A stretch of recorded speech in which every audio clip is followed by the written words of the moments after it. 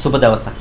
අදත් හැමෝම සාදරයෙන් පිළිගන්නවා ඔයාලගේ ස්පෝකන් ඉංග්ලිෂ් ලෙසන් එකට.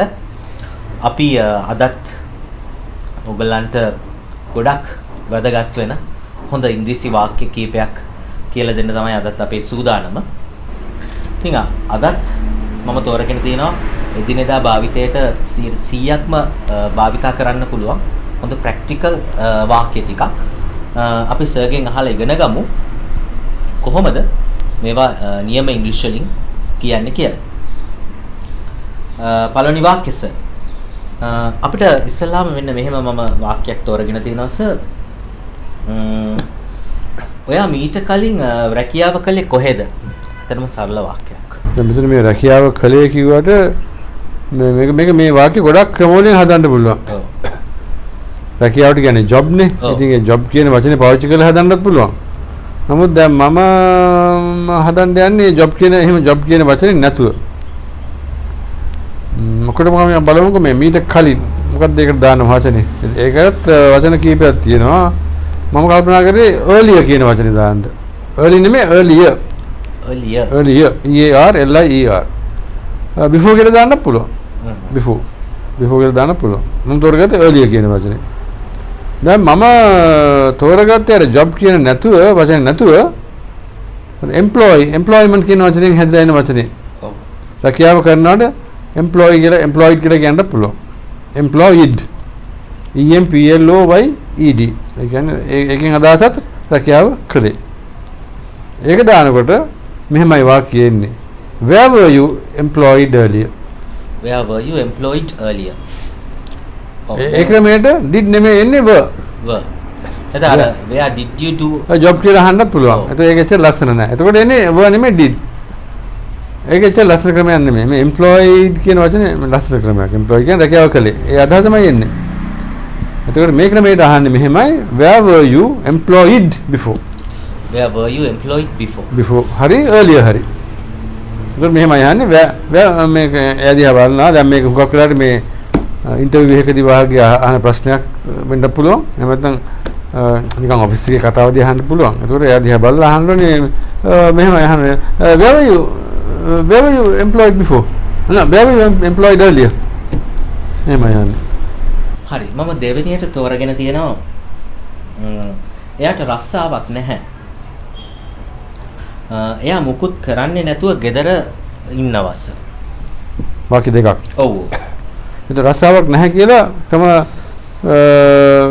ක්‍රම කීපකින් කියන්න පුළුවන්. එක ක්‍රමයක් තමයි මේ he is without a job කියලා කියන්නත් පුළුවන්. without a job. he is without a job. ඔව් එහෙම කියන්න පුළුවන්. නමුත් මම තීරණය කරේ jobless කියන වචනේ පාවිච්චි කරනවා. ඒතර එක වචනයක් J-O-B-L-E-S-S. ඒ කියන්නේ without a job. රැකියාවක් නැහැ කියන එක. he is jobless. ඔව් jobless කියන්නේ නැහැ කියන එක. he is jobless. he is jobless. තවත් ක්‍රමයක් තියෙනවා. අර කලින් වාක්‍ය පාවිච්චි කරේ employed මේකට දානවා UN කියන අකුරු දෙක ඊට කලින් unemployed කියන්නේ දෙක රැකියාව විරහිතයි.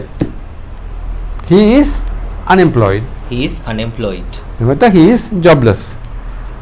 දෙවෙනි කොටස තමයි එයා ගෙදර දෙවෙනි කොටස එයා මුකුත් කරන්නේ නැතුව ගෙදර ඉන්නවා. මුකුත් කරන්නේ නැතුව කොහොමද ඒ අර්ථය ගන්නෙ? doing nothing. he is at home doing nothing. he is at home doing nothing. එතකොට මේ වාක්‍ය දෙකම කියන්නේ මෙහෙමයි. දැන් මේකත් අපි මේ නිකන් කියන වාක්‍යයක් නෙමෙයි කෙනෙක් අපෙන් අහනවා. ඔව් දැන් මම මේ සර්ගෙන් අහන්න ඕනේ. he is දැන් සර් at home කියන එක මැදට දැම්මනේ. he is at home doing nothing කියලා. ඔව්. මුලට දැම්මේ. ඔව් මුලට දැම්මා. ඔව්. දැන් ඕක at home කියන එක අන්තිමට දාලා කියන්නත් පුළුවන් කැමති නැහැ. nothing at home. හැබැයි මේක වඩා හොඳයි. මොකද අපි ඉස්සෙල්ලා මේ අවධානය දෙනවා එයා ඉන්නේ ගෙදර කියලා. ස්පෝකන් ඉංග්‍රීසි. ඔව්. එයා ඉන්නේ ගෙදර බව මුල් අවධානය දෙනවා at home කියලා දාලා. ඔව්. ඊට පස්සේ අපි attach කරනවා ඉතුරු කැලේ doing nothing. ඔව්. he is doing nothing at home කියනකට වඩා මේක හොඳයි. මොකද අපි අර අහන්නට මෙසේජ් එක පණිවිඩය දෙනවා මෙයා කොට විසින් මෙයා ඉන්නේ ගෙදර කියලා. at home එකේ ඉස්සරහට දාන එක තමයි හොඳ. ඊට පස්සේ කියනවා මුකුත් කරන්නේ නැතුව ඉන්නේ doing nothing. he is doing nothing at home කියලා කියන්න පුළුවන්. නමුත් මම වඩා කැමති මේ දෙවෙනි ක්‍රමයට. he is at home doing nothing. දැන් මේ වාක්‍ය මේක කියන්නේ හේතුවක් තියෙනවනේ. කෙනෙක් මගෙන් අහනවා මොනවාද කෙනෙක් ගැන අහනවා. ඒකට උත්තරය වශයෙන් මම දෙන්නේ. ඉතින් දැන් එයා අහන්නේ මෙහෙමනේ. What's he doing now? Is he doing a job? අන්න ඒකට උත්තරය. අන්න ඒකට උත්තරේ තමයි he is jobless. He is jobless. He is at home doing nothing. අන්න මේ කියන්නේ doing nothing. or at home කියන එක තමයි අපි අවධානය දෙන්න ඕනේ. ඉන්නේ ගෙදර. ඔව් හරි. මොකද මේ වගේ එක කරද්දී අපි අර මූලික ප්‍රශ්නය ගැන හිතන්න ඕනේ. ඇයි අපි මේ උත්තර දෙන්නේ? කෙනෙක් මගෙන් අහනවානේ. What's he doing now? Where is he? ඒකත් අපි ඒක හිතේ තියාගෙන තමයි අපි උත්තරේ කියන්න ඕනේ. නැත්නම් අපිට හරි උත්තරේ හරියට එන්නේ නැහැ. හරි. ඊට පස්සේ මම තෝරගෙන තියෙනවා මෙන්න මෙහෙම තියෙනවා ඉතින්. කිසිම දෙයකට බෑ මගේ තීරණය වෙනස් කරන්න. මගේ තීරණය අවසානයි කියන අවසාන තීරණයයි කියන එක තමයි අදහස. වාක්‍ය දෙක. ඔව්. කිසි දෙයකට බෑ මාව වෙනස් කරන්න. nothing can change. අන්න එහෙම පටන් ගන්න. nothing එකෙන් පටන් ගන්නවා. කිසි දෙයකට බෑ. nothing can change. nothing can change මොකද්ද බෑයි? my mind. ඔව් මගේ මනස. nothing can change my mind. දැන් ඔක ඉංග්‍රීසි දැනුම අඩු අය nothing කියන හුඟක් අය ඉන්නවා මේ nothing කියන වචනේ දාන්න බය කට්ටියක් ඉන්නවා මේ ලංකාවේ මම දන්නවා. ඒගොල්ලෝ බයයි මේ nothing කියන වචනේ වාක්‍යයක් පටන් ගන්න බයයි. ඒගොල්ලෝ දන්නේ something හරි anything හරි. එහෙම දැම්මදින් ඒ වාක්‍ය නිකන් විහිළුවක් වෙනවා.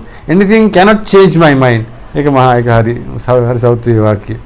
ඒක නිසා මේ වගේ වාක්‍ය බය නැතුව පටන් ගන්න ඕනේ nothing. anything එකෙන් නෙමෙයි nothing. nothing can change my mind. දෙවෙනි එක තමයි මගේ තීරණය අවසන්. my decision තීරණයකින් decision is final. my decision is final. මගේ decision අවසන්යි. my decision is final. දැන් මේක තව විදිහට කියන්න පුළුවන්. this is my final decision කියලා කියන්න පුළුවන්. නමුත් මේ අදහස එන්නේ නැහැ එහෙම කිව්වම. මේක බොහොම තද කරලා කියනවා. වෙනස් කරන්න මම වෙනස් වෙන්නේ නැහැ. my decision is final කියලා කියනවා.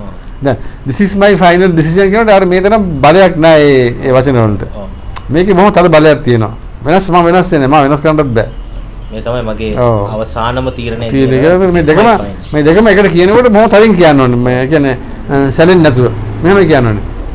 දැන් එන කියන what can't you change? I mean why are you so why don't you give us a chance? ඒවා කියනවා. මං කියනවා. මම කියන්නේ nothing can change my mind. my decision is final. මොනවද කියන්නේ?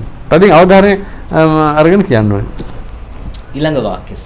ඒකත් හොඳ වාක්‍යයක්. ඒක ඉබේම සිද්ධ වුණේ නැහැ. මම ඒක සිද්ධ කළා. ඔව් දැන් කෙනෙක් අහනවානේ ඔය හරි වාසනාවන්තයි හොඳ හරි සාර්ථක වෙලා තියෙනවා කොහොමද මේ නිකම්ම වගේ වල සාර්ථකත්වය ආව නේද? මම කියන එහෙම උනේ නැහැ. ඒක නිකම්ම උනේ නැහැ. මමයි ඒක සිද්ධ කළේ. නිකම්ම කියන්නේ just happened කියන්නේ නිකම්ම වුණා. just මම කියන it කියන්නේ ඒකනේ. it didn't just happen. it didn't just happen. නිකම්ම උනේ නැහැ. I made it happen. මම සිද්ධ කරා. අන්න හුඟක් අයට මේ දෙවෙනි වාක්‍යය ටික අමාරු වෙනවා. ඒගොල්ලෝ දන්නේ නැහැ මේ අදහස කොහොමද දාන්නේ කියලා. මම ඒක සිද්ධ කරා. ඒකට එන්නේ make කියන වචනේ. make it happen. මේක අතීත කාලේ නිසා made it happen. සිද්ධ කරා. අපිම සිද්ධ කරනවා. ඒකට මම පාරක් කියන්න මේක කෙනෙක් අහනවානේ I say how did you do this? How did you do this man? මම කියනවා it didn't just happen. I made it happen. හරි. ඊළඟ වාක්‍යෙස. ඉස්සර වෙලා ඔයා ඕක ඉවර කරන්න. ඊට පස්සේ මම ඔයාට කියන්නම් මොනවද කරන්න ඕනේ කියලා. මොකක් කරාද මේකත් ඔෆිස් එක වගේ දෙයක් මේ අර මේ තමන්ගේ සහායකයාට උපදෙස් දීමක් වගේ තමයි. මොන හරි වැඩ බාර දීලා එයා කියනවා ඕක ඉවර කරන්න. ඊට පස්සේ මම ඔයාලට කියන්නේ මේක හරි නිතරම අවශ්‍ය වෙන මේ වාක්‍යයක් මේ කාර්යාලය පරිසරයේ එහෙම මේ අවශ්‍ය වෙන දෙයක්. ඒක ඇත්තටම අමාරු නෑ. ඉස්සෙල්ලාම first you finish that. First you finish that. ඊට පස්සේ then I will tell you what to do. Then I will tell you what to do. I will tell you what to do. Then I will tell you what to do. මොකද ලේසි. නමුත් මේක හුඟක් අය ලේසි වුණාට මේ කියා ගන්න හුඟක් අය බයයි වගේ. ඉතින් බය වෙන දෙයක් නෑ. මේක නිතරම අවශ්‍ය වෙන වාක්‍ය මේ වාක්‍ය දෙක. පොඩ ආයක පොඩක් කියලා බලන්න. First you finish that. Then I will tell you what to do. අවධාරණය කියන්න ඕනේ. මේක අර ටිකක් උසස් නිලධාරියෙක් යාගේ පහත් වැඩ කරන කෙනාට දෙන උපදේශයක් වගේ. හරි ඊළඟ එකස. ඒක සුළු ප්‍රශ්නයක් විතරයි. අපිට පුළුවන් මේක විසඳ ගන්න. කෙනෙකුට මුහුණ දෙන්න හරි විසඳුමක් වගේ එක වචනයක්. ඔව්. පොඩි ප්‍රශ්නයකට ස්මෝල් ප්‍රොබ්ලම් කියලා කියන්න පුළුවන්. නමුත් මම තීරණය කරා ඊට ටිකක් හොඳ වචනයක් මයිනර් ප්‍රොබ්ලම් කියන එක. MINOR minor problem. Minor problem. Okay. ඒක සුළු ප්‍රශ්නයක් පමණයි. It is only a minor problem. It is only a minor problem. අපිට පුළුවන් ඒකට මුහුණ දෙන්න හරි ඒක විසඳන්න හරි. We can මේ වචන කොටක් තියෙනවා. We can solve it කියලා කියන්න පුළුවන්. විසඳන්න solve it. එහෙම නැත්නම් we can deal with it කියලා කියන්න පුළුවන්. Deal with it. Deal දානවා with එන්නත් ඕනේ. We can deal with it. එහෙම නැත්නම් මම අද තෝරගත්තේ we can handle it. We can handle it. Handle it කියන්නේ යම් ප්‍රශ්නයකට සාර්ථක මුහුණ දෙනකොට handle කියලා කියන්න පුළුවන්. We can handle it. We can deal with it කියන්න පුළුවන්. We can solve it කියන්න පුළුවන්. ඉතින් මම තෝරගත්තේ we can handle it. එතන මෙහෙමයි කියන්නේ. ඉතින් අන්න කෙනෙක් මේක කියන්නේ දැන් කෙනෙක් අපිට කියන බාන්නකෝ මේ අපිට ලොකු ප්‍රශ්නයක් වෙලානේ. There's a big problem. I don't know what to do අන්න එහෙමනේ කියන්නේ. මං අවධානයෙන් බය නැතු කියනවා. It is only a minor problem. Don't worry. We can handle it. Oh, we can handle it. ඇයි ඒගොල්ලෝ ඔච්චර කාලයක් ගන්නෙ? ඒ කියන්නේ ඔච්චර අර කාලයක් ගත කරන්නේ කියලා තමයි අහන්නේ. මොකක් හරි වැඩ කරගන්න. ඔව් ගත කරනාට හුඟක් අය ටක් ගාලා දාගන්නේ මේ ස්පෙන්ඩ් කියන වචනේ. ඔව්. ස්පෙන්ඩ් එක මෙතනට ගැලපෙන්නේ නැහැ. ටේක් කියන්නේ ගන්නවා විතරක් නෙමෙයි. කාලය ගත කරනාටත් කාලය ගන්නටත් ටේක් තමයි එන්නේ. කතා කරන ස්පෝකන් ඉංග්‍රීසි වල. ස්පෙන්ඩ් කියන වචනේ මෙතනට ගැලපෙන්නේ නැහැ. ඔය තරම් කාලයක් සමහර අය දානවා much time. ඔව්. too much time. ඔව්. ඒවත් මෙතනට හරියන්නේ නැහැ. බේසි මේක long time. ඔය තරම් such a long time. Such a long time. Such a long time කියන්නේ ඔය තරම්. මෙහෙමයි ඉතිරෙන්නේ. Why are they taking such a long time? Why are they taking such a long time? Why are they taking such a long time? හරි. අවසාන වශයෙන් මම මෙන්න මෙහෙම එකක් තෝරගත්තා. ඔයා බුද්ධිමත් තීරණයක් ගත්තා. තීරණය කියන්නේ decision. බුද්ධිමත් කියන එකට intelligent කියලා එනවා. intelligent. නමුත් spoken English වල ඊට වඩා ලේසි වචනයක් තියෙනවා. wise.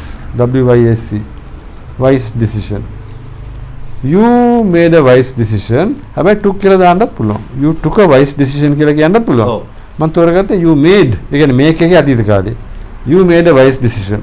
You made a wise decision. එයා දිහා බලලා අපි කියන අපි නිකන් අපි අර You made a wise decision. අගය කිරීමක්. මම කියනවා ඔයා හරි. ඔයා ගත තීරණය හරි.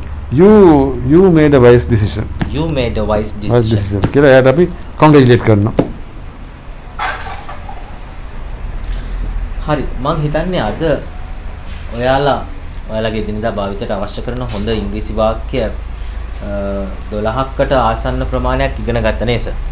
ඉතින් මේවා විශේෂයෙන් අද ඔය අපි තෝරගත්ත වාක්‍ය ටික මේ නිතරම අවශ්‍ය වෙන ඒවා. ගෙදර දොරේ ඔෆිස් වල. ඔව්. ඒ වගේම ඔයාලට පේන දැන් අපි පළවෙනි වාක්‍ය වුණත් අර did you do a job කියලා අහනවට වඩා ඔව් අපි වෙනස් විදිහට තමයි සර් කියලා.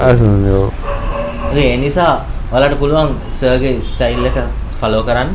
ඉතින් ওই විකල්ප මාර්ග කීපයක්ම තියෙනවා අපි ඒක කියලා එකක් කියලා දුන්නා.